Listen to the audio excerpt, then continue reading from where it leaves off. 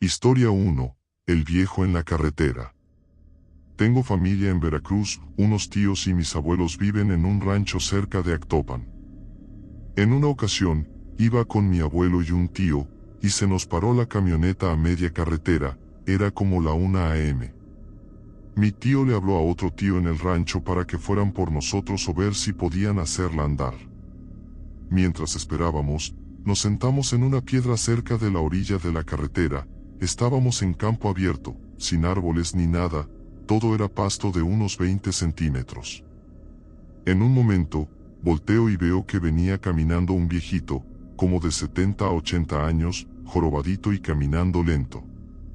Me asusté porque el viejito salió de la nada, y para lo lento que caminaba, debimos haberlo visto desde lejos. Me quedé viéndolo un rato y mi abuelo se me acercó y me dijo al oído: "No lo veas a la cara, voltéate para otro lado". Hice caso, y mientras se tardó en cruzarnos, lo evité ver. Cuando nos cruzó, le pregunté a mi abuelo si lo conocía y me dijo que no, pero que mucha gente cree que si ves a ancianos o niños pequeños caminando en las carreteras a esas horas, a menudo son fantasmas o apariciones.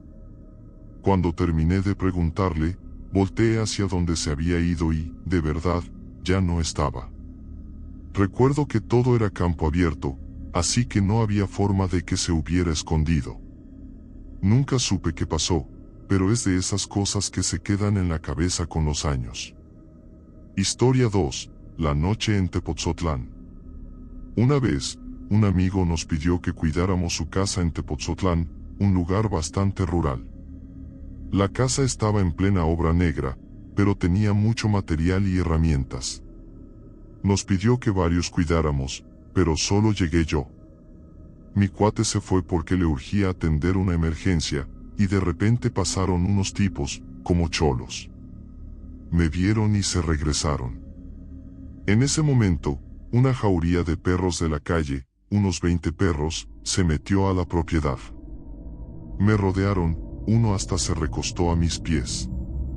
Cuando regresaron los cholos, eran 5 contra 20 perros y yo. Empezaba a caer una leve brisa, pero los perros no se movían.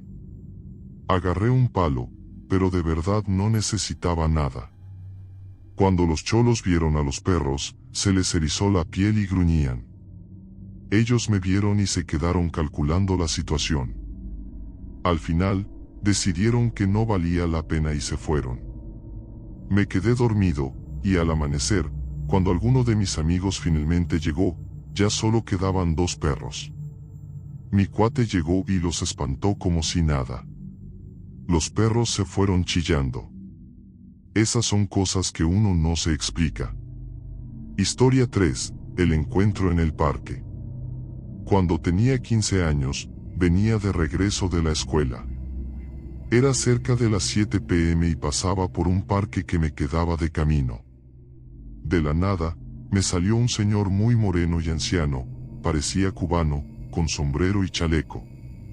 Me pidió una moneda o algo para comer. Como buen mexicano, le dije: "No tengo, don". El señor me respondió: "Entonces, ¿quieres dinero?".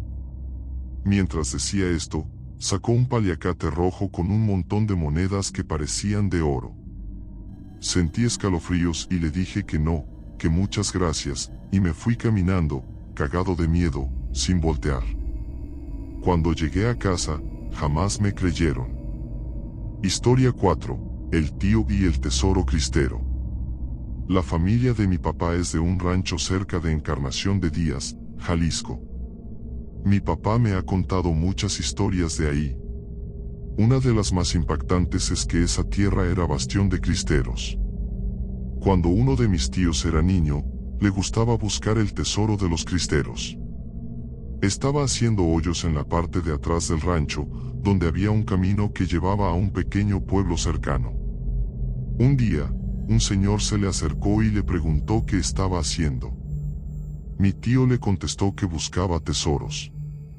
El señor, que se veía pálido y vestido como revolucionario, le dijo que estaba buscando mal y que, después de comer, fuera a un lugar específico a 20 metros de un estanque.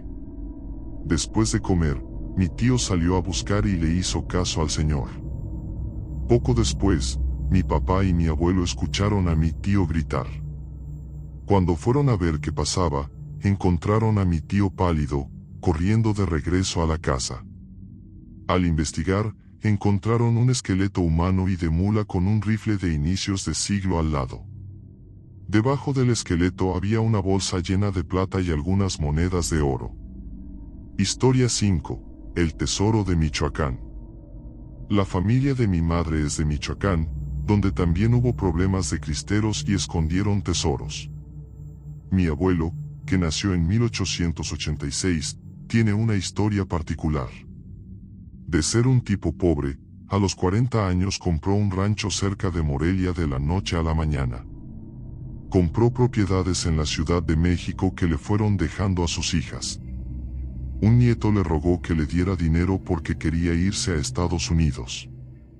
Mi abuelo, en respuesta a su ruego, sacó una gema y algunas monedas de oro, dándole instrucciones para canjearlas por dinero. El nieto se fue, y con el tiempo contó la historia. Al morir, nadie se quedó con la casa.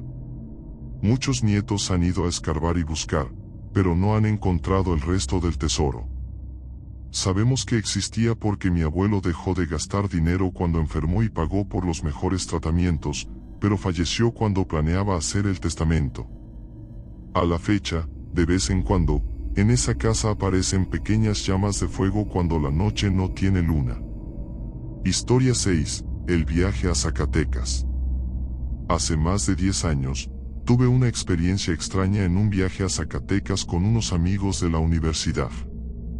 Andábamos de pueblo en pueblo, mirando, tomando fotos y comiendo. Se nos hizo tarde y, en un último pueblo antes de llegar a la familia de un amigo, se hizo pasada de medianoche. En el bar, un mesero nos aconsejó, mejor quédense, pero si van por la libre, sigan de largo y no se paren para nada. Tomamos el consejo a la ligera y nos fuimos. El camino era sinuoso, con cerros y monte alrededor, y sin luna. Solo veíamos las luces del carro. Luego de un tramo sin casas visibles, empezamos a ver personas raras al lado de la carretera. Eran más de 10, y hasta había un tipo con ropa de jogging, como si fuera a correr. Pero a las 2 a.m., en medio de la nada, sin ninguna luz ni casas visibles cerca, nos asustamos y no nos detuvimos. Pensamos que podrían ser ladrones, pero nadie nos hizo señas ni nos detuvo. Llegamos bien, pero con el susto. Al día siguiente, la familia de mi amigo nos contó que ese tramo tiene fama por los muertos del crimen, y que a veces los dejan en el campo. Nos alegramos de no habernos detenido.